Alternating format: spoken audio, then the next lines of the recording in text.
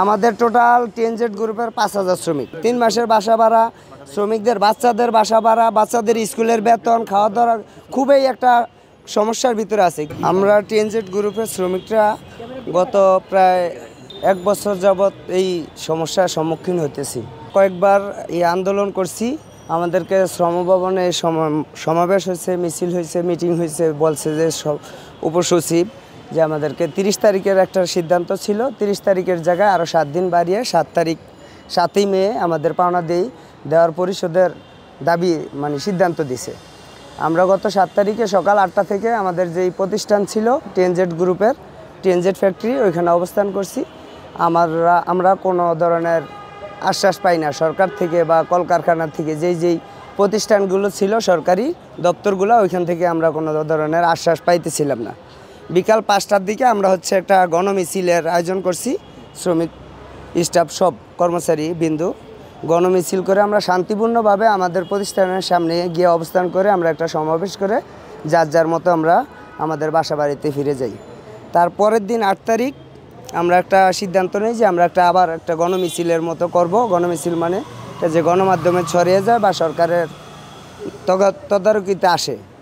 এখন পর্যন্ত আমাদের কোনো আশ্বাস নেই। আমাদের পাওনা দিয়ে দেওয়ার কথা, তাহলে কি আমরা কি মনে করব যে উপসচিব বা শ্রম মন্ত্রণালয়ের যে উপদেষ্টা আছে উনি কি আমাদের এমডি শামীম সাহেবের কালো টাকার ছায়ায় ঘুমিয়েছিল এতদিন?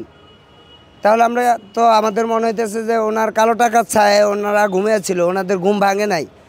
গত 22 তারিখে যে আমাদের মিটিং করার পরে আশ্বাস দিছে যে 7 তারিখে আমাদেরকে টাকা দিবে, সেই টাকার আশ্বাসের পরিপ্রেক্ষিতে কি 7 তারিখ পর্যন্ত উনি ঘুমিয়েছিল? 22 তারিখের পরে উনি কোনো কিছু আমাদেরকে জানাইতেছে না, যে আদৌ জানাইতেছে না যে আমাদের টাকাটা কখন দিবে বা কী ধরনের দিবে।